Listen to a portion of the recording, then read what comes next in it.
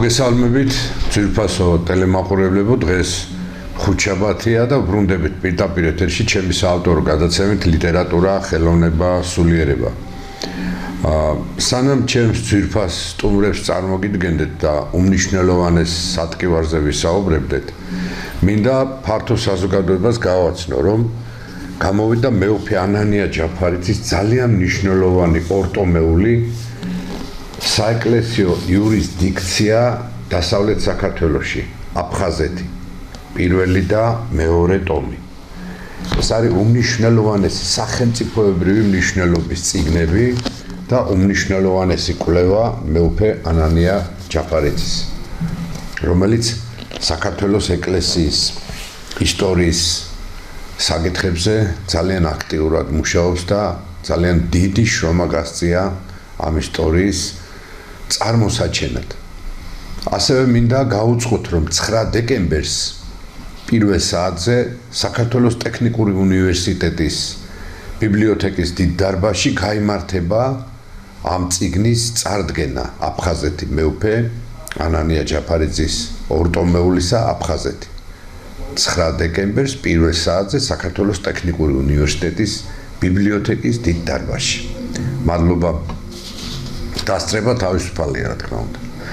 ეხლა მე მინდა წარმოგიდგინოთ ჩემი უძვირფასესი სტუმრები და ძალიან მნიშვნელოვანი გადაცემის, დღევანდელი გადაცემის მთავარი აქტიორები, ესენი გახლავთ თქვენთვის ძალიან კარგად ცნობილი ქალბატონი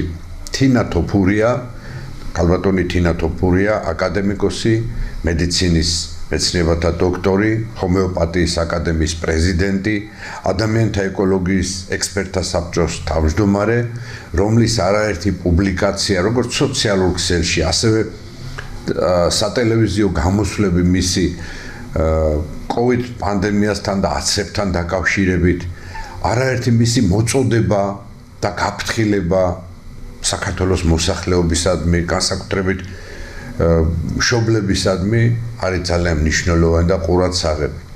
ეს პატრიოტი და მამულიშვილი ქალბატონი ყველა იმ ბრძოლაში, რომელიც ქართველი ერის ჯანმრთელობას, მომავალი თაობის ჯანმრთელად აღზრდას და სამედიცინო დაცვას ეხება მსოფლიო მაფიური კლანებისაგან, რომელსაც როგორც ხედავთ, ხან მიწასთან დაკავშირებით ინვესტიციას ეძახიან, ხან აცრებით ვითომ უნდათ გადაარჩინოთ ჩვენი მომავალი, არაერთი მისი გამოსვლა, მისი პუბლიკაცია არის მნიშვნელოვანი და ძალიან ძლიერი ზარის შემოკრა ყველას გასაგონად და საყურადღებოდ.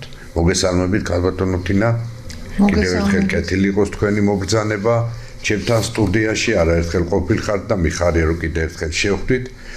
და დღეს ჩემთან პირველად იმყოფება სტუდიაში ცნობილი პუბლიცისტი, მე ვიტყოდი ძალიან აქტუალურ თემებზე პუბლიცისტური 5 კრებულის ავტორი, მედიცინის მეცნიერებათა დოქტორი, ბატონი იაკობ ჟვანია. ლეჟავა. აბადეთ იაკობ ლეჟავა.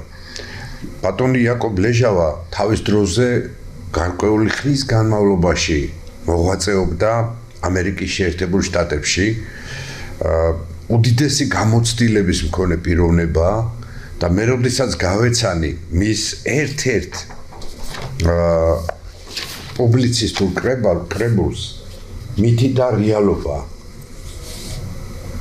და მე ვიტყოდი ალბათ ვერც ვერავინ ვერ გაბედა ესე ყოვლის მომცველად იმ დიდ სატკივარზე, იმ დიდ სატანისტურ გეგმაზე წერა და წარმოჩენა ფართო საზოგადოებისათვის, რომელიც ეხება სწორედ ბიოიარაღს ადამიანთა მოდგმის გასაწყვეტად, პირდაპირ უნდა ვთქვათ, და სათაურიც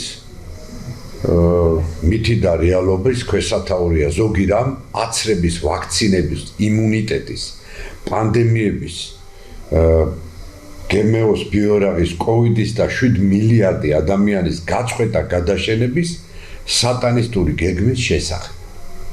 აი ესეთი ვრცელი სათაურიც აქვს, თუ შეიძლება ითქვას, ქვესათაურიც ამ წიგნს და ფაქტიურად გამოტანილია ის დედა აზრი, რომელიც ავტორმა შემოგთავაზა ბატონმა იაკობ ლეჟავამ ამ წიგნში. გარეკანზე, რა თქმა უნდა, როგორც მსოფლიო COVID მაფიის, ასევე საქართველოს COVID მაფიის მამები ბჭყალებში და დამაქცევრები ამ ქვეყნისა არიან გამყრელიძე, ცინცაძე და იმნაძე. დიახ, მითი და რეალობა, რომელმაც ათასობით ოჯახი გააუბედურა. მითი და რეალობა, რომელმაც ძალიან ბევრი ჩვენი ცნობილი პიროვნება საიქიოს გაისტუმრა. აი ამ ვაჟბატონების დამსახურება, რომლებიც როგორც ჩანს მსოფლიო მაფიასთან არიან გარიგებულები და მსოფლიო მაფია კიდე ამ 7 მილიარდიან დედამიწის გაწყვეტას სწორედ ასეთი ვაქცინებით და ბიოლოგიური იარაღის საშუალებით აპირებს. სხვათა შორის, გუშინ თუ დღეს გავცემდა ქალბატონი თინა თოფურიას მიმართვა, ყურადსაღები მიმართვა იმასთან დაკავშირებით, აი ეს თვითფრინავები რო დაფრინავენ, იმიტომ მე დღეს ძალიან ბევრმა ადამიანმა დამირეკა ტექნიკურ უნივერსიტეტში ლექციები მქონდა და დამირეკა ამასთან დაკავშირებით წაიკითხეს ეს ინფორმაცია და ყველა აღნიშნავს, რომ ძალიან ხშირად დაფრინავენ ეს თვითფრინავები, საქართველოს არ გააჩნია ესეთი ძლიერი სააერო ფლოტი და რაღაცა შეიარაღება, რომ ამდენი თვითფრინავი და ასე ყვამლის გამოშვები დაფრინავდეს სხვადასხვა ფერი და ასე შემდეგ და აღმოჩნდა, რომ თურმე რომ ჩვენ მოსახლეობას ეს თვითფრინავები წამლავენ როგორც ჩანს და ძალიან სახიფათოა და საშიშ ნივთიერებებს აფქვევენ. ამას ადასტურებს ქალბატონი თინას განცხადებაში მოყვანილი ფაქტი, რომელიც ამერიკის შეერთებულ შტატებში კენედიმ გააფრთხილა და მე თქვენი საუბრეთ ამაზე. კენედის სტატია და კენედის სტატია წარმოაჩინა ქართული საზოგადოებისათვის. დიახ. არა, საქმე იმაშია, რომ ეს არის პარიზის ხელშეკრულების ერთ-ერთი პუნქტი, რომ უნდა აფრქვიონ დედამიწაზე ციდან სხვადასხვა შხამქიმიკატები იმისათვის, რომ ვითომდა გლობალურ დათბობას ებრძოლონ. და კენედი მომოქექა ის და ტრამპის დახმარებით რა თქმა უნდა, რომ ამას ხელმძღვანელობს პენტაგონი. პენტაგონში ყოფილა სპეციალური განყოფილება, რომელიც ამას აფინანსებს. და ამერიკა გამოვიდა ამ პარიზის ხელშეკრულებიდან და მისცა უარი თქვა ესე. უარი თქვა ამაზე. ტრამპმა გასცა განკარგულება რამდენიმე თვის წინ ჯერ კიდევ, რომ აიგრძალოს ამერიკის განთავისუფლდეს, დავიბრუნოთ ამერიკის ესეთი დევიზით და აღარ იფრინონ აი ამ ქიმ ტრეილერები ქვია. და ნუ ჩვენთან კიდე იმას ამბობენ მოსახლეობაში და მთავრობაში, რომ ეს არის შეთქმულების თეორია და ეს არის ილუზია და ასე შემდეგ. ხა ტრამპის დონეზე და პენტაგონის დონეზე თუ წდება ეს და კენედის დონეზე, მე უბრალოდ დავდე სტატიები. ჩემი აზრი არ არის გამოხატული, რომ ეს არის ერთ-ერთი მტკიცებულება იმისა, რომ ის ადამიანები, ვინც აში ვიყურებით და ვხედავთ რა ხდება და ექიმები, რომლებიც იმას ვხედავთ, რომ ადამიანები ყოველდღე ცუდად და ცუდად ხვდებით უფრო და უფრო და რაღაცით ვიწამლებით, ეს არ არის მარტო მიწიდან, ეს არის ციდანაც, ეს არის რეალობა. და ტრამპის ბრძანების მერე რაღაცა პერიოდი შეწყვეტილი იყო ეს ჩვენთან. ეხლა ამერიკაში 37 შტატში არის შეწყვეტილი. დანარჩენები კიდე ნელ-ნელა უერთდებიან. აი ამაზე იყო სტატია, რაც მე Facebook-ში დავდები გუშინ. ჩვენები ყურად არიღებენ, რა თქმა უნდა. ჩვენები ბევრ რამეს გავწყვეტონ. ვაჟა. ეხლა რამდენიმე თვისი როცა იმას სამიძე მიდიოდნენ, ჯანმო სამიძე, მაშინ ჩვენ თავი მოვიკალეთ, რა შეგვეძლო გავაკეთეთ. წერილობითი მიმართვები მთავრობას და პარლამენტს, ვიდეო მიმართვები, კლიპები, გადაცემები, პეტიცია, ყველაფერი გავაკეთეთ, რომ გამოსულიყავი ჯანმოდან. იმიტომ რომ ვიცოდით, რომ გვემუქრება უახლოვეს დროს მათ მიერ პანდემიის აგორება და ვიცოდით, რომ რას გადავიტანეთ, ის არ არის დამთავრებული. ის იყო მხოლოდ პრელუდია და ესე ვთქვათ, ესეთი წინა გათამაშება. კი ბატონო. სასწრაფო ვარიანტი იყო უბრალოდ და დანარჩენი წინ ვიდგას და მინდა გითხრათ, რომ ამას არც მალავენ. როგორც კი პანდემია დამთავრდა, წინა პანდემია, ბილ გეიტსმა განაცხადა და შემდეგ თედროსმა გაიმეორა ჯანმოს დირექტორმა ესეთი რამ, რომ ეს იყო უბრალოდ საცდელი ვარიანტიო და ერთი პანდემია გველის უახლოვეს დროსო. არ ვიცით ეს ხვალ იქნება თუ რამდენიმე წლის შემდეგო. ანუ დრო არ დაუსახელებიათ. მაგრამ ის აუცილებლად იქნებაო. და ძალიან საყურადღებო, მიაღწიეთ ყურადღება რა ითქვა მაშინ და ეს დოკუმენტურად ვიდეოებიც არსებობს და სტატიებიც ამის შესახებ და ჩვენ მაშინაც ვამახვილებდით ყურადღებას. ისინი ამბობენ ესეთ რამეს, რომ ეს იქნება ენტეროვირუსი, რომელიც დააზიანებს ფილტვებს და განსაკუთრებით უნდა ერჩოდეს ბავშვებს და იქნება მაღალი ბავშვებში სიკვდილიანობა. ნუ მაშინ ჩვენ გაგვეცინა ამაზე, იმიტომ რომ როგორ შეიძლება წინასწარ იცოდე რომელი ვირუსი იქნება და რატო ენტეროვირუსი რატო დააზიანებს მაინდა-მაინც ფილტვებს და მაინდა-მაინც ბავშვებს. აი ხა რამდენიმე დღეა ტელევიზიით მესმის უკვე მათ შორის გუშინ ვრცელი ინტერვიუ იყო იაშვილის კლინიკის დირექტორთან, რომელიც საუბრობდა ზუსტად ენტეროვირუსზე და აკეთებდა განმარტებას, რომ ბავშვებში მოწვლადი ჯგუფი არის, ესე იგი დაბადებიდან 5 წლამდე ბავშვები და მოხუცები რა თქმა უნდა 60 წელზევით გულისხმობდა და რომ ამ ბავშვებს ეს ენტეროვირუსისგან ურთულდებათ ფილტვების ზანთებით და რა თქმა უნდა მოუწოდებდა ვაქცინაციისკენ. ამან განაპირობა ის, რომ მე ისევ გადავწყვიტე, რომ უნდა ჩართულიყავი ამაში, გაჩუმებული ვიყავი დიდი ხანი, მაგრამ უკვე დრო აღარ იქნას მეგობრებო და მე უნდა გაგაფრთხილოთ. თუმცა ზოგიერთები მწერენ იმას, რომ გეყოფა ჩვენი შეშინება, მე არავის არ ვაშინებ. მე უბრალოდ გავფრთხილებ და მინდა რომ იცოდეთ რა ხდება, რომ საქმის გულში იყვეთ. და კიდევ არ წამოეგოთ იმ პროვოკაციაზე, რაზეც წამოეგეთ უпростоრად წინა პანდემიის დროს. კიბოდო მე დაგიბრუნდებით.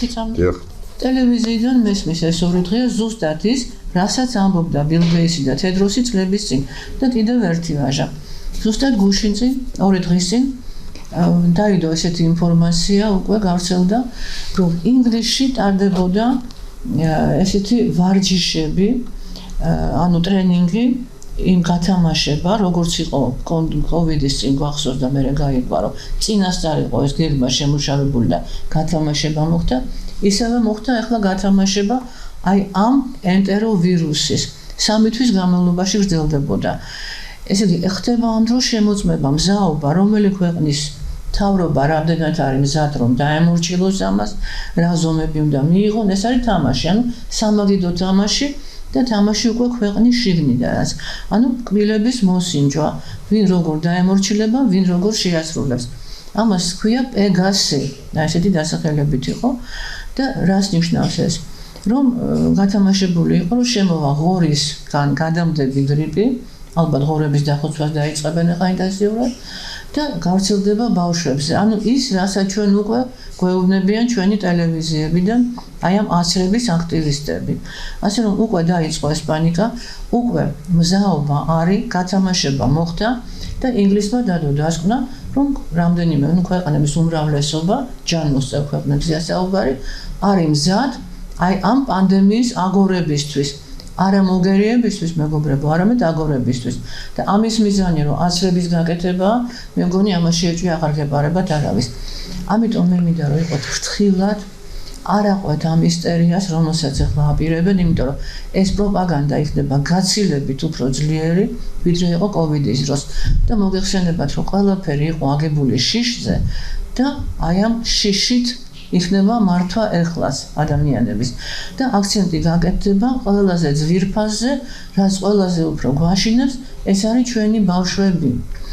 და მე მინდა ვაჟა თქვა, რომ ძალიან გამეხარდა ჩვენ ერთი და იგივე ხალხი საუბრობთ ამაზე, ერთ და იგივე ჯგუფი ექიმების, ნუ ზოგს უკვე შეაშინეს ზოგი და მათ დაიხიეს უკან, ზოგს მიაჩნია, რომ აზრი აღარ ახლაპარაკს, იმიტომ რომ გამგებმა უკვე გაიგო და ვისაც არ უნდა გაგება იმას ვერც გააგებინებ და ნუ მე სადღაც ვეთანხმები, იმიტომ დავიღალეთ ამაზე საუბრით. მაგრამ აი ახლა გამოჩნდა ადამიანი, სრულიად ჩემთვის მოულოდნელად, რომელსაც მე დიდი მადლობელი ვარ და ყველა ჩვენგანი, რომელმაც ის, რაზე ჩვენ საუბრობდით, ის დოკუმენტები, რაც ქვეყნდებოდა, ის სიახლეები, რაც ხდებოდა პანდემიის დროს და რის საფუძველზე ჩვენ ვამხელდით აი ამ COVID აფიორას, და ამაში ეჭვი აღარავის არ ეპარება, მსოფლიო აღიარა ეს. აი ამ ადამიანმა ეს ყველაფერი გააერთიანა, ძალიან კარგად და კომპაქტურად შეაერთა და ძალიან მისაწვდომ ენაზე დაწერა თავისი ანალიზის თანდართვით. მაგრამ და გამოვიდა აი ეს წიგნი, კიდევ ერთხელ განახილეთ. ეს არის რატომ ქვია მითი და რეალობა, იმიტომ რომ მითი იყო ის რაც შექმნეს და პანდემია დაარქვეს, COVID პანდემია, COVID-19 და რასაც ვისმენდი ტელევიზიებით და რეალობა ის არის რაც ამ წიგნში წერია. რა თქმა უნდა, აქ არ არის ყველაფერი შესული, მაგრამ ეს არის სრულიად საკმარისი იმისათვის, რომ თქვენ დარწმუნდეთ იმაში, რომ ჩვენ არაფერს არ ვიგონებთ. ანუ სრულიად უცხო ადამიანმა, რომელსაც ჩვენ ახამდე არ ვიცნობდით, უცებ მოგვიტანა აი ეს წიგნი და გთხოვა რედაქტირება. მე რედაქტირება ვერ გავუკეთე, იმდენად სრულყოფილად არის დაწერილი, როგორც სტილისტურად, ასევე შინაარსობრივად და სამეცნიერო კუთხით და დიდი მადლობა მინდა ბატონ იაკობს უთხრა ამისათვის. ეს არის წიგნი, რომელმაც უნდა გამოგაფრთხილოს. ვინც წაიკითხავს, ყველა მიხვდება რაში იყო საქმე და არ იფიქროთ, რომ თქვენ ყველაფერი იცით. ბევრმა დაწერა აი ამ წიგნის პრეზენტაციაზე, რომ დავდეთ სიცხეში, რომ ჩვენ ეს ისედაც ვიცით.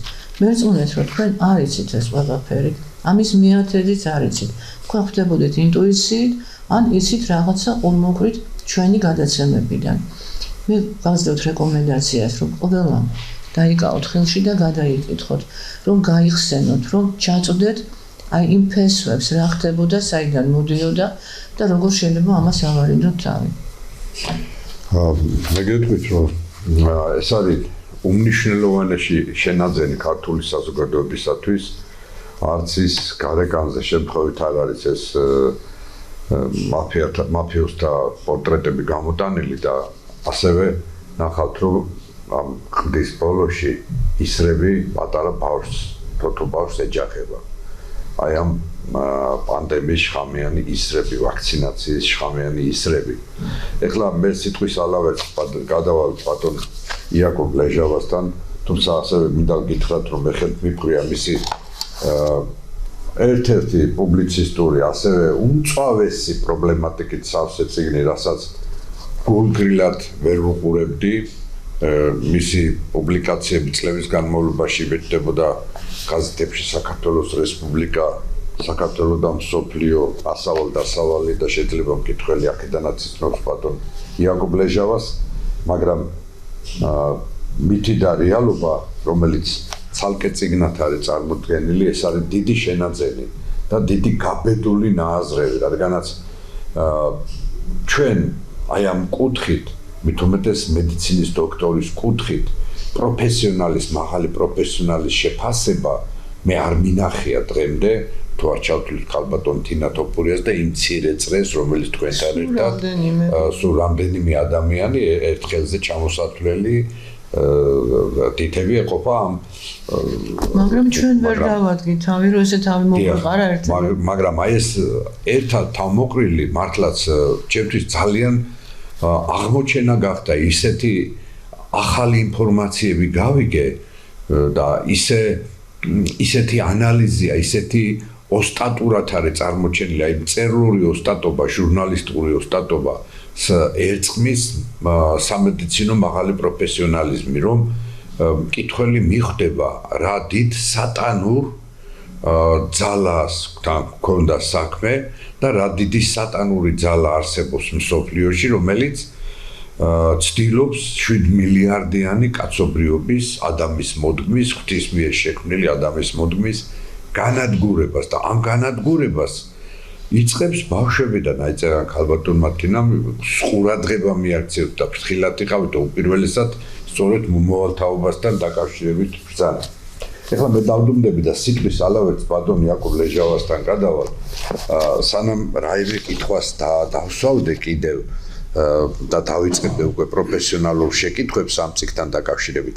პირველი კითხვა მექნება ასეთი, აი რა მიგიყვანათ, როდის დაიბადა ეს იდეა ასეთი წიგნის შექმნისა, თუმცა კიდევ ერთხელ ვაცხადებ, რომ ბატონ იაკობის პუბლიცისტური, უმწვავესი პუბლიცისტური წერილები ქართულ პუბლიცისტურ პერიოდიკაში, გაზეთებში, ეს საქართველოს რესპუბლიკა, საქართველოს და მსოფლიო ასავალ-დასავალი ხშირად იბეჭდება, მაგრამ ის რომ აი ეს წიგნი დაბადებულიყო ასე მიზანმიმართულად და უძლიერესი თემატიკის წარმოჩენით, აი როდის დაიბადა ამ წიგნის შექმნის იდეა? დიახ. ეს წიგნის რა მოგახსენოთ, მაგრამ დაინტერესება მე როგორც მწერალი ამას წიგნს უწოდებდა ნაშრომს. არა, სანამ ციგნის ის მომივიდოდა ასე ვთქვათ წერის სურვილი მანამდე დავინტერესდი აცრებით რადგანაც რამოდენიმე წერილი წავიკითხე სადაც აცრებს უკავშირებდნენ აბრალებდნენ ორ ახალ დაავადებას ჩვილბავშვს და უეცარ სიკვდილს და აუტიზმს იმ პერიოდში პირველად გავიგე მე ეს ტერმინები იმიტომ რომ არ გვასწავლიდნენ უმაღლესში ამ დაავადებებს და საქართველოშიც არ იყო გავრცელებული ოღონდ იყო ამერიკაში სადაც ყველაზე მაღალი პროცენტია იყო და ახლაც ვაქცინირებული ადამიანებისა. ერთ-ერთი ახლობელის ოჯახში ადრეს თქვი წარდგედებაზე გარდაიცვალა ჩვილი ბავშვი საწოლში. და მიზეზი არ ვიცი თო ყველა გაშალა ხელები ასე ხდებაო. და ეთქე როგორ შეიძლება ასეთი რამ შემდეგ აუტიზმი ესეც უცხო იყო. და მევაგენე რომ რაღაც ზოგიერთი მეცნიერი ექიმი უკავშირებდა მშობლები თავისთავად უკავშირებდნენ აცრებს მაგრამ ეს არ იყო საკმარისი და იმდენი საჩივარი შევიდა ფარმკომპანიების სახელზე რომ ვეღარ აუდიოდა სასამართლო ამ მშობლების გაუბედურებული მშობლების ასეულებს ძირითადად ბევრია გართულებები სულ 200-მდე აღწერილი ვაქცინირების შედეგად გამოწვეული, მაგრამ აი ეს აუტიზმი და უეცარი სიკვდილი ეს ორი უდიდესი უძლიერესი და საშინელი გართულება და ამიტომ ფარმკომპანიებმა ცოტა გამეორება მიწევს, მაგრამ ალბათ არ აუშავს. პირი შეკრეს ყველამ და მაშინ იყო რეიგანი პრეზიდენტი ამერიკის შეერთებული შტატების რონალდ რეიგანი და ულტიმატუმით მიმართეს ან გვათავისუფლებთ პასუხისმგებლობისგან ან ვარს ვამბობთ ვაქცინების წარმოებაზე და მომავალში ალბათ მალე იქნება რაიმე ეპიდემია ან პანდემია და ჩვენ პასუხისმგებლობას ვიხდით მთელი პასუხისმგებლობა იქნება თქვენზე ამან გაჭირა თუ სხვა ძალების ზემოქმედებამ რონალდ რეიგანმა მოაწერა ხელი კანონს, რისი ძალითაც 1986 წლიდან ყველა ფარმკომპანია განთავისუფლებულია პასუხისმგებლობისგან. თუნდაც დაიღუპოს აცრილები, რა გართულებაც უმძიმესი დაინვალიდებამდე მიმყვანი ეს ამერიკის შეერთებული შტატებში. მაგრამ ამ ასე ვთქვათ, უპასუხისმგებლობით ამ კანონით ამ ფარმკომპანიებმა ისარგებლა და მთელ მსოფლიოში არ აწვდიან ვაქცინას მანამდე სანამ მთავრობა არ მოაწერს ხელს რომ განთავისუფლებთ ყველას პასუხისმგებლობისგან. მაგრამ იმდენი იყო დაგროვილი რომ იმავე 86 წელს შექმნეს სპეციალური სასამართლო რომელიც მხოლოდ ამ საჩუქრებს განიხილავდა მშობლების საჩუქრებს. წარმოიდგინეთ ესე რამდენი ეს 10,000-ობით იყო 10,000-ობით კიდევ დაგისვათ შეკითხვა. აი რა სიტყოდით ზოგადად ვაქცინაციის მომხრეებზე და ეგრეთ წოდებულ ვაქსერებზე და საწინააღმდეგო აზრის მქონე ანტივაქსერებზე, აგრეთვე ვაქსერების მტკიცებაზე, იმის თაობაზე, რომ ვაქცინაციის წყალობით კაცობრიობამ დაამარცხა ეს ინფექციური დაავადებები. ვაქსერები, ანუ ვაქცინაციის მომხრეები შეიძლება პირობითად სამჯგუფად დავყოთ. თუ რამ განაპირობა ეს, ახლა მოგახსენებ. პირველი ჯგუფის პოზიცია განპირობებულია იცით მე ვთვლი ინფორმაციის ნაკლებობით. არ არიან ინფორმირებულები და მათ ზედმეტი გულუბრყვილობით, ასე ვთქვათ, ყველაფრის ჯერავს, რაცაც ხელისუფლების წარმოადგენს. ენდობიან, დიახ. მეორე ჯგუფი უფრო ესეთია ყურადღება მისაქცევი, რადგანაც ყველაზე აქტიური მხარდამჭერები არიან დამასწრების.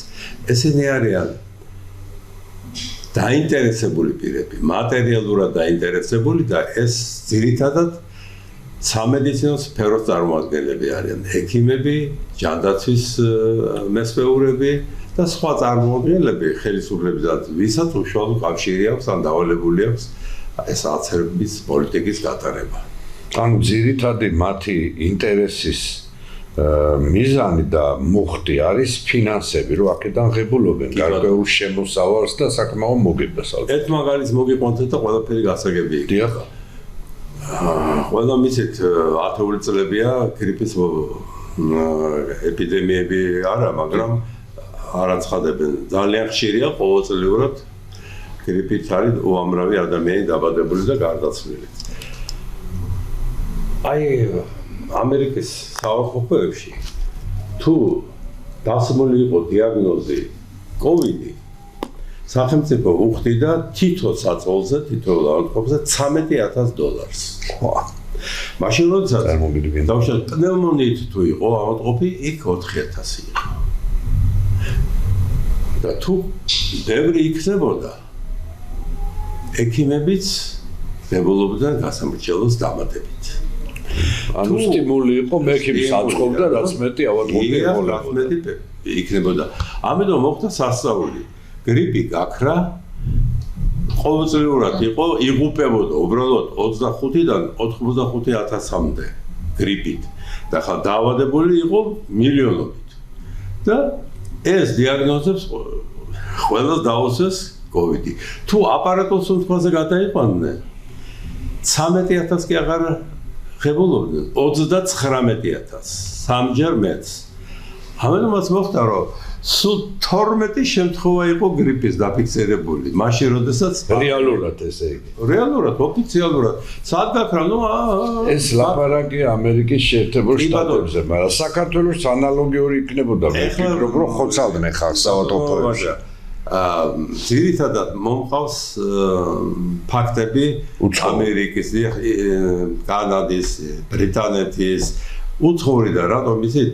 აღრიცხვიანობაც უკეთესი იყო, სტატისტიკური მონაცემებიც უფრო სანდოა და ჩვენთან, არ ვიცი, ვერ მივაგენი ისეთ წყაროს, რომ ესე იგი, აქაური მელანქოდები კუდით შლით. ამიტომ, რასაც ლაპარაკობ, ის ახდებოდა კანადაში, ამერიკაში, ბრიტანეთში, საფრანგეთში, გერმანიაში, ყველგან. ოღონდ სხვადასხვა რუსეთშიც იგივე ხდებოდა. უხდიდნენ ფულს, მაგრამ არა იმდეს, რამდენსაც ამერიკაში ამ ავადმყოფზე, თითოეულ ავადმყოფზე. აი მესამე ჯგუფი არის აი ამ მომხრების, იცით, რომლებაც იძულებით აიცხეს. დიახ. რომელთაც საერთო შიშთან ერთად დამატებითი შიშებიც ჰქონდათ. ეს რას გულისხმობს? მათ ეშინოდათ სამსახური, სამუშაო ადგილის დაკარგვის, ლუკმაკურის დაკარგვის, რადგანაც გამოუცხადეს, ვინც არ აიცრით, სამსახურს დაკარგავს. ანუ იძულებითი აცრა. იძულებითი იყო, თორე თვითონ სურვილი არ ქონიათ, მაგრამ რეალობა იყო. ეს ისევ გეუბნებით, ისევ ამერიკაზე მოგახსენებთ. ერთადერთი შტატი იყო ფლორიდის შტატი ამერიკის შეერთებულ შტატებში, რომლის გუბერნატორმაც დესანტისმა პირიქი პოლიტიკა გაატარა, იცით? იმ კომპანიებს, ვინც აუცილებლობის მიზეზი თანამშრომელს დაითხოვდა, $5,000 ჯარიმა დაუწესა. არც პირვადები იყო სავალდებულო და არავითარი შეზღუდვა შეიძლება ითქვას. და ამიტომაც ნიუ-იორკიდან, სადაც ყოველ დღე ასობით ბიზნესი გოტრდებოდა და იკეთებოდა და სულ დღეში კრიზისს განიცდიდნენ, ყველამ გადმოიტანა თავისი ბიზნესი კალიფორნიიდანაც ფლორიდის შტატში. ეხლა რაც შეეხება ვაქსერებს, დიახ. აქ ორი კატეგორია შეიძლება გამოვყოთ. ერთი არის, რომელიც კატეგორიული წინააღმდეგია ნებისმიერი აცრის. ანტივაქსერებს. ანტივაქსერები. რატომ? ისინი მისდევენ, ასე ვთქვათ, იცავენ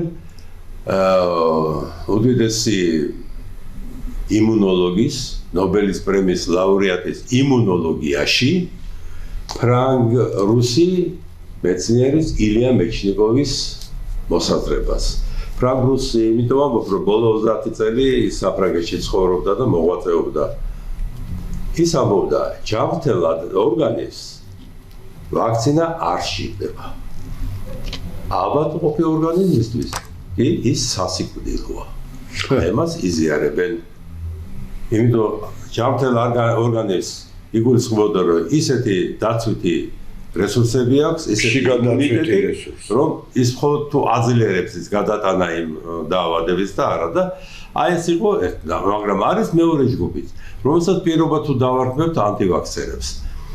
ესენი არიან, წინააღმდეგი არიან აცრების მანამდე, სანამ არ გაივლის ნებისმიერი ვაქცინა ყველა ფაზას შემოწმებისას, არა და COVID-ს არ ქონდა გავლილი და კიდევ ზოგიერთებსაც სანამ არ გასაჯაროვდება შემადგენლობა და იმ შემადგენლობიდან რაც ცნობილია იმ ტოქსიურ ნივთიერებებს მოაშორებენ, რომელსაც კონსერვანტის ნაცვლად იყენებენ, ან ადიუვანტთან, ანუ გამაძლიერებლად.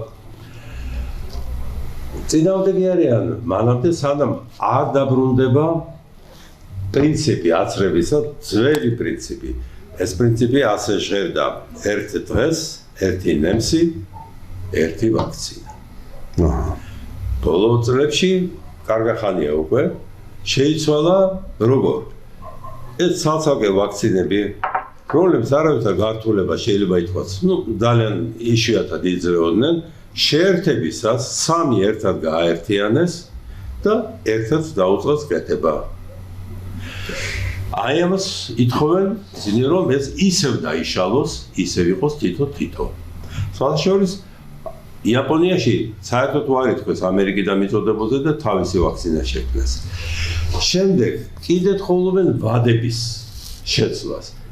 არ ვიცი, მე მგონი საზოგადოება მუდიდესმა ნაწილმა არ იცის, რომ ახალ შობილ ბავშვს, 5 საათის ბავშვს, 5 საათის დაბადებულ ბავშვს ინტრამუსკულარ კუნთებში უკეთებენ B ჰეპატიტის ვაქცინას. მე კარგია თუ ცუდია. რა თქმა უნდა ცუდია.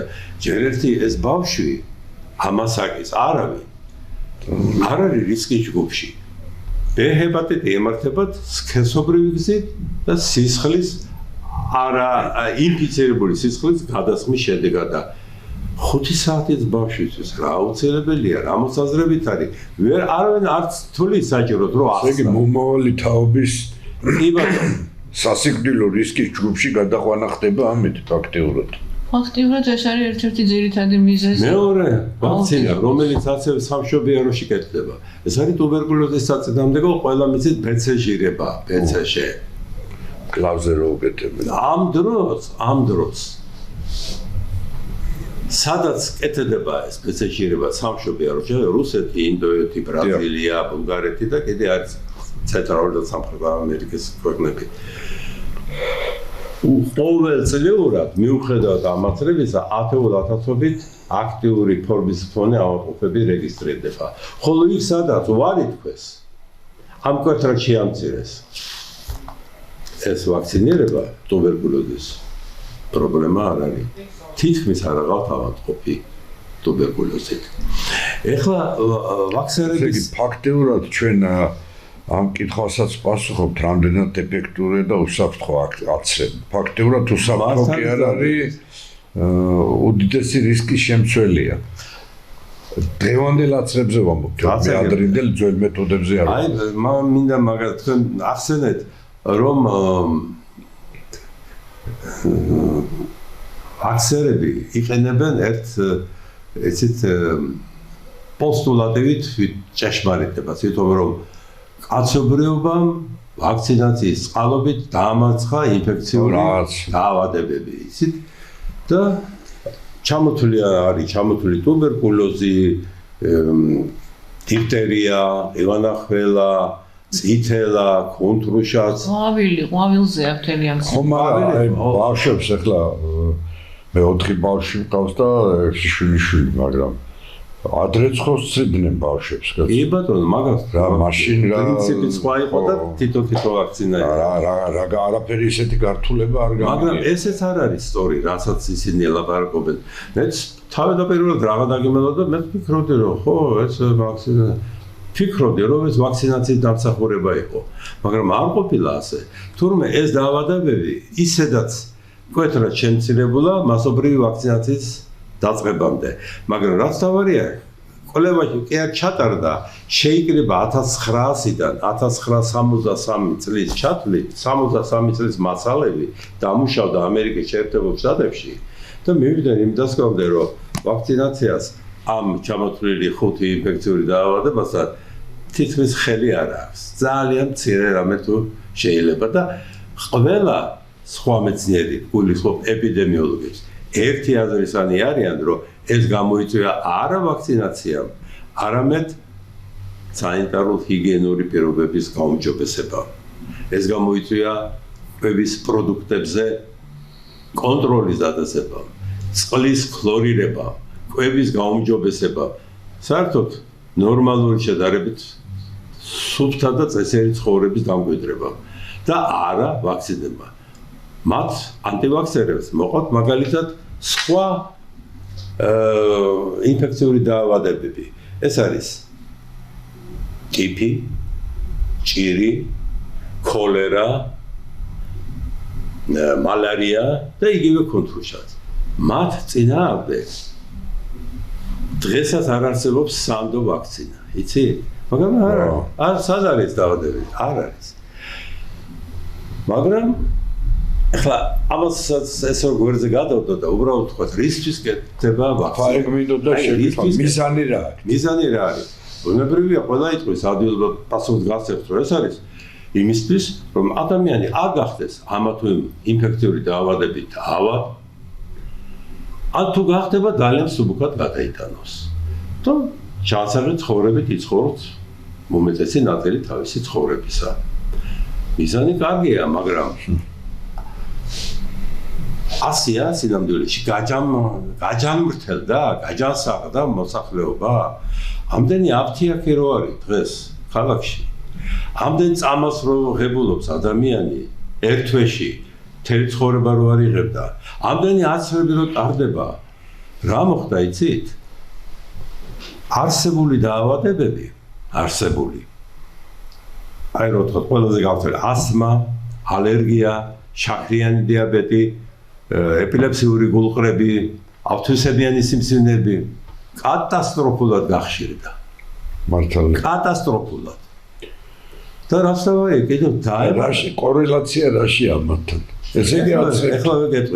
მაგრამ ახალიც გაჩნდა. ამაში უბედურება და სამთავარ დაავადებას გეტყვით, თორე დაავადებები და სინდრომები კვირაში ასობით ჩდება. 200-ზე მეტი ახალი დაავადება და სინდრომი ფიქსირდება. და 7000-მდეა საერთოდ ჩამონათვალში დაავადებების და სინდრომების რიცხვი. და გაჩნდა ეს უეცარი სიკვდილი ჩვილბავშვთა აუტიზმი და ეგრეთ წოდებული ტურბო კიბო, რომელიც ბოლო წლებში გაჩნდა, ეს კოვიდის შემდეგ გაჩნდა. ეს რა არის? ტურბო კიბო არის ძალიან აგრესიული ახალგაზრდებში და ისეთი კიბო, რომელიც მსგავსი არ იყო აქამდე. ესე იგი გლინსონის მაღალი ციფრი. ორი სხვადასხვა სახის კიბოა ერთდროულად ადამიანის ორგანიზმში. ორ სხვადასხვა ორგანოში და ორი სხვადასხვა ტიპის უჯრედები. ესეთი რამ ონკოლოგები ამას ვერ ხსნიან თუ არა ვაქცინასთან დაკავშირებით. ეს სპეციფიურად RNA ვაქცინირებულ აი მე ვთქვი კოვიდის ვაქცინი, კოვიდის შემდეგ. რომ RNA ვაქცინა. RNA ეს არის მესენჯერი, პატარენია, შიკრიკი, რომელსაც გადააქვს სილები, მაგრამ ეს არ არის ახლა საინტერესო ფაქტი საზოგადოებისთვის. თავი ის არის რომ ეს ეხლა ამოტივდება და ამასაც ბევრი აღნიშნავს, აი ახლა ამას წინა წავიკითხე კიდე რომ 8-9-10 წლის ბავშვებში მე სწორი ნათვალის კიბო ახამდე არ ქონდა ნანახია. გამიგეთ, აი ესეთი დაავადებები გაჩნდა. მე მინდა კიდე შეგეკითხოთ, აი კიბოს უმძიმესი დაავადება ახსენეთ და საშვილოსნოს ყელის კიბოს წინამდე გაცემზეც მინდა კითხოთ და ამავე დროს აქ ერთი კურიოზული ის არის, რომ ბიჭებსაც ცრიან ამ საშვილოსნოს ყელის იმითი რა ქვია, წამლიდა რა შუაშია ბიჭისას რა ქალის. ეს იქ ვიყავი ჯერ კიდევ, როდესაც აცრეს ჩემი შვილიშვილი. რასლა? ამ იმითი. ამერიკის შეერთებული შტატებში. 2009 წელს დაიწყო აცრები. 9 წლიდან დაწყებული 14 წლამდე გოგონებს ცრიდნენ. სკოლაში არავის არც მშობლებს არაფერს არ ეკითხებოდნენ, უკითხავად აქ ამერიკის შეერთებული შტატების სკოლებზეა საუბარი. ხო, სულ მათი მონაცემებით და ფაქტებით გეუბნებით. ეხლა წარმოიდგინეთ, რაც ეუბნებიან, რომ ეს პაპილომა ვირუსი საშვილოს ყელის კიბო სადღაც 45-55 წლის ასაკში აღარ დაემართება თქვენშიც. მე თუ შეეკითხებია რა თქმა უნდა. ვინ შემოწმა ეს? თავი სპეციალისტი გარდაზივის და ცერვირაქსის ამ საშვილოს ყელის ვაქცინების არის ესეთი მეცნიერი თავი სპეციალისტი დაიანა შარპი. დაიანა ჰარპი თორეში. რომელმაც გადაცხადა, რომ ეფექტურობა საერთოდ არ შესწავლიდა და როგორ შეისწავლიდა, რომ 2 წლის წინ აღმოჩნდა და 9 წელში უკვე დაიწყოს აცრები. ხოლო ექსპერიმენტში კიდე იცით რაც ამბობს ეს თავი სპეციალისტი. უშვილობას იწვევსო, ან უნაყოფობას. აი ასეთი ეს იყო საშვილოს ყელის კიბოსთან. აქ საინტერესო კიდევ რა არის, იცით? ეს პაპილომა ვირუსი 90% ქალებისა და კაცებისაც აქვს. ფაქტობრივად მოსახლეობის რაც შეეხება თავად კიბოს 100,000 ქალიდან 10-ზე ვითარდება მხოლოდ 10. ეხლა რაც შეეხება ბიჭებისთვის გაკეთებას, პირველ წლებში არ უკეთებდა. მე აქაც საქართველოში დაიწყეს. რა მიზნით? სასქესო ორგანოს ასოც ალაპარაკი სიმსივნე რომ არ განუვითარდეს, როდის იცით 65-75 წლის ასაკში. რა იცით რომ არ განვითარდება, როგორ ეს მეცნიერული დასაბუთებელია. არაფერი დასაბუთებელი არ არის და ვერც დასაბუთებდნენ დრო თუ არ გავიდა და რაც თავარია კიდევ. იქ თუ 10 ქალი ავადდებოდა, აქ 100,000-დან ერთ კაცს გაუჩნდება ეს თუ გაუჩნდება. ამას მე დავამატებ თუ შეიძლება. სპეციალურად ამ თემას პაპილომა ვირუსის საწინააღმდეგო აცრას რობერტ კენედი უმცროსმა, რომელიც დღეს მოგეხსენებათ არის ამერიკის გაჯანსაღების პროგრამის ხელმძღვანელი, ანუ ტრამპის მიერ დანიშნული, ამას ნუ დაახლოებით ჯანმრთელობის მინისტრის დონეა, თუ უფრო მეტი არა. მან გააკეთა სპეციალური ვიდეო მიმართვა ნახევარ საათიანი და ჩემ სოციალურ იმაში დევს ქსელებში და ჩემ გვერდზეც ვიდეოს რამდენჯერმე განვაახლე. აქ რუსული თარგმანი სინქრონული. იქ პირდაპირ ნაჩვენები არის გართულებები ამ ვირუსის ამ აცრის შედეგად მიღებული. უამრავი გართულება არის ურთულესი. მათ შორის კიბო. და სწორედ იქ არის მონაცემები, რომ იმ აცრილ გოგონებში, რომლებიც 2009 წლიდან დაიწყეს იყვნენ აცრილები, ისინი გაიზარდნენ, მომწიფდნენ და აღმოჩნდნენ უშვილოები, ანუ ფერტილობაზე იმოქმედა. შემდეგ ექსპერიმენტულად უკვე უახლოვეს კვლევებში არის დადასტურებული ეს, რომ არის ფერტილობაზე მოქმედი ბიჭებშიც, ტოვებს უშვილოდ. და ზუსტად კენედის მიმართვაში არის ის ნაჩვენები, რომ 17% იმ აცრილი გოგონებისა დაავადდა ზუსტად საშვილოსნოს ყელის კიბოთი. ანუ აცრის შედეგად. წლები რომ გავიდა, უკვე სტატისტიკა არის შორეული მონაცემების. თავიდან განგაში რო ვატყდა ის ერთი იყო. აღარ ვლაპარაკობ იმაზე, რომ ამ აცრის შედეგად მაშინვე მოხდა ისეთი ნევროლოგიური გართულებები ამ გოგონებში, რომ ისინი მიჯაჭვულები არიან მთელი ცხოვრება სავარძლებს. ვერ დადიან, ვერ დგებიან, აქვთ უამრავი ძალიან სერიოზული დაავადება. გადავაჟა, თუ შეიძლება აი ამ ორ დაავადებასთან აცრასა პაპილომა ვირუსის და უნდა დავუმატო აუცილებლად ტეტანუსზე აცრები. კი ბატონო. ძალიან ცნობილია ტეტანუსი ყველას გვეშინია და კი. ეხლა როგორ ხდება იცი ძალიან იშვიათად ხდება ტეტანუსით ადამიანი ავად. ეს არის საქონლის სადგომში მიწით უნდა გაბიძურდეს, აი ჩხლეტითი ჭრილობა უნდა მიიღო. და იმ მიწიდან და არაჩვეულებრივ ხა უამრავი ბავშვი დარბის სოფელში მუხლების გადაწყაულია და კონტაქტი აქვს მიწასთან, მაგრამ არავის არა. აი ასეთ ადგილებითა, მაგრამ თავი რა არის? გამიკვირდა, როდესაც ნახე რომ დიფტერიასა და ყივანახველას შორის შუაში არის ტეტანუსი. ჩართული ამ სამ ვალენტიანს უძახიან, სამი სხვადასხვა ვაქცინა ნარევი გაკეთებული. რატომ რისთვის? ტეტანუსი რომს გადაიტანოს ადამიანმა იმუნიტეტს არ ტოვებს. მაინც უნდა ანატოქსინი გაუკეთო ტეტანუსის. ეხლა აქ რა ხდება? ეს ანატოქსინი დავუშვათ გაუკეთდა. დავუშვათ და უკეთდება ამ სამჯერ უკეთდება ამ დიფტერიის ყივანახველზე და ტეტანუსის ვაქცინა ბავშვს უკეთდება სამჯერ. კი. რომ სათუო იყოს რაღაც შემთხვევა მოხდეს, მაინც უნდა გაუკეთოს ანატოქსინი. ესე გაკეთებული აქვს სამჯერ, არ აქვს გაკეთებული გადატანილი, არ აქვს მნიშვნელობა, მაინც უნდა გაიკეთო მერე. აზრი არ აქვს, მაგრამ რა მიიღო ჩემი ყურადღება, იცით? ორმა ფაქტმა ძალიან საინტერესო. ჯერ კიდევ 70-იან წლებში როკფელერის ფონდი აფინანსებდა ისეთი ტეტანუსის საწინააღმდეგო ვაქცინის შემუშავებას, შექმნას, რომელიც რეპროდუქციულ ფუნქციაზე იმოქმედებდა. მე არ ვიცოდი რა მოხდა, როგორ მოხდა, მაგრამ შემდეგ წავაწყდი ესეთ ფაქტს, რომ ბილ გეიტსის ფონდმა, ბილ და მელინდა გეიტსის ფონდმა კენიაში აცრა 1 მილიონი ქალი ტეტანუსზე. ესმე ტეტანუსზე, რომელიც შეიცავდა ჰორმონს, ქორიონის, ანუ მომყოლი ყველა მიწის ქორიონი იგივეა. მომყოლის გონადოტროფინს, რაც იწვევდა უნდა ყოფილიყო.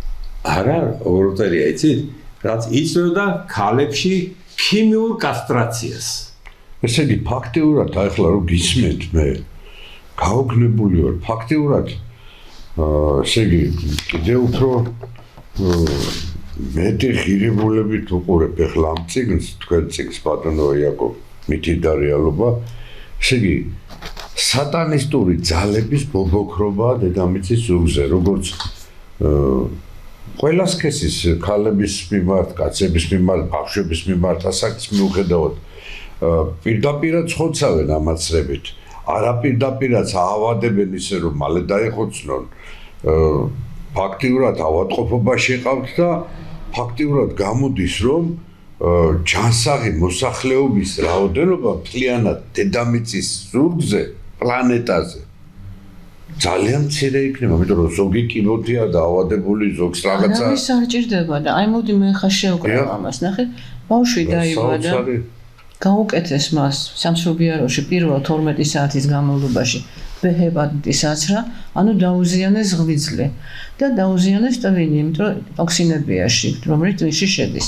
ამათ შორის ალუმინის ადჟუვანტი. შემდეგ გაუკეთეს 2 თვის ასაკში ტეტანუსის აცრა, რომელიც არ ჭირდება არაფერში და შემდეგ აცრები გრაფიკულად გაუკეთეს. 1 წლის თავზე უკეთებენ MMR-ს, ანუ წითელ-წითურა ვაყურას მას, რომელშიც არის 3 ცოცხალი ვირუსი და რომელსაც როგორც ესენი ამბობენ ვაქსერები, დროში ემთხვევა აუტიზმი. ამ დროს უამრავი დედა და სტატისტიკა ამბობს, რომ პირდაპირ ამაცრის მერე ძალიან მალე ვითარდება აუტიზმი.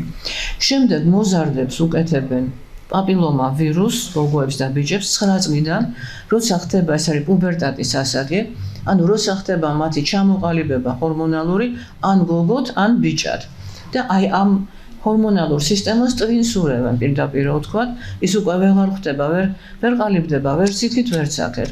ანუ ჩარევა ხდება ხელოვნური და გამოდიან ტრანსგენდერები, აქედან გამომდინარე უსქესო ისინი. გარდა უსქესოებისა, ვინც სქესიანი გამოდის მეტნაკლებად, ისინი რჩებიან უშვილოები, დიდი პროცენტი, ყველაზე არ არის ლაპარაკი, რა თქმა უნდა. და აი შეკარე ეს ყველაფერი და ამას დავამატოთ ახლა ის, რაც ჩვენ გქონდა COVID-ის დროს. ეს არის ახალი ტიპის ვაქცინები, ანუ mRNA ვაქცინები, როგორც ეძახიან. და აი აქ მე მინდა მოვიყვანო ის, რომ როცა ვამბობდით და წერდნენ მეცნიერები, რომ ეს გამოიწვევს კაცობრიობის დაღუპვას, გადაგვარებას, გადაშენებას და ასე შემდეგ, და რომ ეს არ არის ვაქცინა, ეს არის გენის რედაქტირება. ანუ ცელ-თერაპია კიდე მეორენაერად, ანუ უჯრედის თერაპია. და აი ამის მაგალითი პირდაპირ აღიარება არის ვიდეოზე, მე მქონდა ამაზე გადაცემა სპეციალური, მე მგონი შენს მონაწილეობდი ნინკა რატიშვილთან ვაჩვენე ეს ისა, სადაც Bayer Monsantos კონცერნის დირექტორი, ვინმე ულრიხ შტეფან ულრიხი, ამბობს პირდაპირ, რომ ჩვენ რომ გვეთქვა ციტირებას ვაკეთებ მეგობრებო, ჩვენ რომ გვეთქვა ადამიანებისთვის, რომ მათ გაუკეთებთ გენურ ინჟინერიას ჩაუტარებთ, ან ჩაუტარებთ უჯრედის თერაპიას, მოსახლეობის 95% ამაზე ნებით არ დათანხმდებოდა. და გაუმარჯოს, ესე ამთავრებს, გაუმარჯოს პანდემიას, რომელმაც მოგვცა ამის გამოყენების საშუალება. ეხლა მე ვსვამ კითხვას, რას ნიშნავს გენის რედაქტირება? ჩვენ რომ ვამბობთ, რომ ძლიერი ხენი გვაქვს ქართული, ჩვენ რომ ვამბობთ, რომ აფეთქება მოხდა და გაღვიძება გენის, თქვენ გონია გლობალისტებმა არიციან და მოსწონთ ძალიან, არა, არავის არ ჭირდება, არც ნიჭიერი, არ ჯამტელი და არც გონიერი ერი, არც აქტიური. ამიტომ ის, რასაც ეხლა აპირებენ, ანუ ბავშვებზე აქცენტს, რატომ? იმიტომ რომ გენის თერაპია ჩაუტარონ. ანუ ჩვენ შვილებს ჩაუტარონ გენის გადაკეთება. აი ამაშია საქმე. ეხლა ამას დავუმატე სხვა პრობლემები, რაც ხდება გარედან თუ შიგნიდან, ქართულ ერთან და გენთან ბრძოლა სხვადასხვა მეთოდებით და პირდაპირ არის გამზადებული. საშინელებაა რა ფაქტია. და ის რომ ბილ გეიტსმა ჯერ კიდე 15 წლის წინ თქვა, რომ ეს ვიდეო ვრცელდება და ყველა მიცის, რომ ჩვენ თუ მოვახერხებთ ვაქცინებით შემცირებას, ვაქცინაციას ისეც როგორი ჩვენ გვინდა, ანუ 100%-იანს, მაშინ ჩვენ მოვახერხებთ მოსახლეობის 15%-ის შემცირებას. ანუ ვაქცინაცია ეს არის. ფაქტიურად ეს ყველაფერი კეთდებოდა მოსახლეობის გასაწყვეტად, შესამცირებლად. დეპოპულაცია ისეთ სამედიცინო მსუბუქი ტერმინია.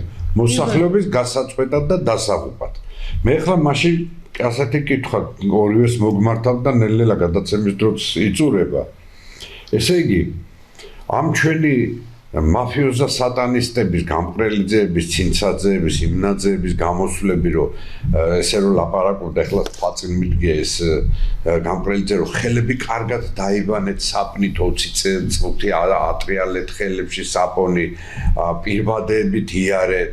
ავტომობილით რომ მიდიოდი ცოს ვერ დაისვავდი გვერდით, მანქანაში უკან მჯდარი იყო, რა მნიშვნელობა ქონდა კაცო, ლოგინს თუ ერთად იწეკეთ საწოს სავარძელზე, მანქანის სავარძელზე წინა შეიძლებოდა და მიდიოდა და დაჯარიმება და რა ვიცი 1000 საფლავზე გასვლა არ შეიძლებოდა და ასე შემდეგ და ასე შემდეგ, ხო? შავი პარკებით რომ მარხავდნენ? დიახ, რაღაცა იმებით მარხავდნენ შავი გაუხსნელად და რაღაც საშინელებები ხდებოდა, ხო? გამოდიოდა პრემიერი, ეს გახარია იყო თუ სხვები და ეკლესიაში წასვლას გვიშლიდნენ და მადლობა ჩვენ პატრიარქს და ეკლესიას, რომ საქართველოს ეკლესიები სოფლიოში არ დაკეტილა აღდგომა ჩვეულებრივად იზეიმა მორწმუნე მრევლმა. და ამი კიდე აჩვენა ღვთისმშობლის წითხვედმა ქვეყანამ თავისი ერთგულება მაცხოვრისადმი, მაგრამ ეს ყველაფერი ყოფილა სიაფანდობა მაშინ. რა სიტყვით ბატონო? ძალიან მოკლედ, იმიტომ რომ ცოტა დრო გჭირდა. ორ წუთში დრო ამოიწურა. ფაქტიურად ამოიწურა დრო, დიახ. მაინც თქვა. კი, თქვით. კი. აი, ავიღოთ ჯერ უფრო ისეთი დეზინფექცია, რომელსაც ყველა მიესალმება და რა თქმა უნდა საჭიროა, კარგია. რას არ ასხავდნენ ამ სადეზინფექციო შენობა იყო ფანჯარა, ბორბალი, მანქანა, სახელური, არ დატოვეს არაფერი. ჰაერში თუ შევდე. სკოლები, საბავშვო ბაღები, რა ვიცი. აბსოლუტურად ეს გრძელდებოდა თვეები. სასწავლო შენობები, დიახ. რატომ რისთვის? თქვა, ფეხის დაწმენდას არ იკითხავთ, დეზობარიერი. თუ არ ესხა იქ და ზოგი წყალს ასხავდა უბრალოდ რომ შემოწმების დროს აი ჩვენი მერო ასხია. ხა იმის ანალიზი არავინ აღარ აკეთებდა. რისთვის? თითქოს ფეხის ზირებზე არის ვირუსი ჩასაფრებული და ელოდება იმ შესვლას შენობაში. უზარმაზარი სისულელე და რატომ იცით? აი ავადმყოფი რომც თუ დაახველა და გამოხო არა? დასული არ იქნება რო იტყვიან იატაკზე რომ ის მკვდარია, იმიტომ ის მხოლოდ ცოცხალ ორგანიზმში არის და ცოტა ხანი ძლებს აეროზოლით, პატარა წყლის ნაწილაკებთან ერთად არის რომ გამოიყოფა აეროზოლით, რომელიც არ ჩანს ის ხელოვნური თვალით, მხოლოდ ყინვაში ხედავთ ხოლმე ჩვენ გამოორთქილს და მზის სხივის შუქით მაშინ გვიჩვენებს კიდევ ესე მცირე ნაწილაკებს. აი ასე დროს ხდება განაცვალე ეს გადადება არ ხდება ფაქტიურად და დააწყნარეს რითი ამ ჩვენმა ტრიომ რომ თუ ნიღაბს გაიკეთებთ დაცული ხართ 95%-ით ამ დროს არ არის ასე ის ნიღაბი სამედიცინო ნიღაბი ვერ აკავებს ვირუსი ძალიან მცირეა და ძალიან იმ აეროზოლით გამოყოფით მართლა სულთქოს ვერ უნდა შეძლოს ადამიანმა და ჰაერთან ერთად ის გამოდის გერმანიაში საერთოდ აკრძალეს ეს ჩვეულებრივი სამედიცინო ნიღბები და რესპირატორები აი რესპირატორები დაუშვეს ჩვენთან კიდე რესპირატორი ექიმებს არ ეკეთათ და მახსენდება სულ იმას ვამბობ ყოველთვის ანესთეზიოლოგი რეანიმატოლოგია ეს რატიანი გვარად როგორ აცმევდნენ სკაფანდრს თავზე ხელებზე არზე ტელევიზიითაც აჩვენეს ხო რატო რატიანის კლინიკა როა ხო იქ დავამედი დროს უკვე იმაზე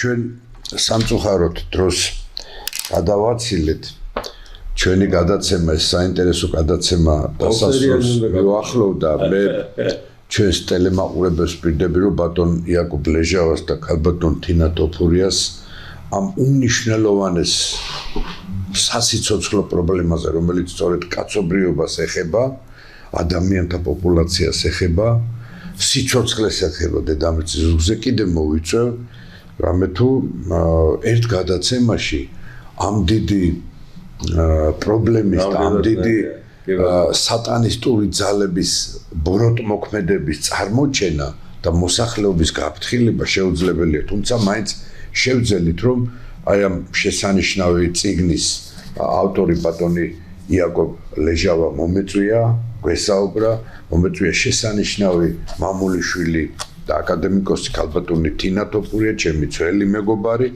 და სულ მახსოვს რომ აი სულ ამ ბრძოლებში და სულ ამ წინააღმდეგობებში ვარ ალბათ 1-30 წელია და ერთმანეთს იქნება შევძლოთ რომ ჩვენი წვლილი შევიტანოთ საქართველოს და საერთოდ მოსახლეობის გადარჩენაში მე დიდ მადლობას მოგახსენებთ მე გემშვიდობებით კარგად გრძანდებოდეთ ჩემო ქართველებო ნახვამდის მადლობთ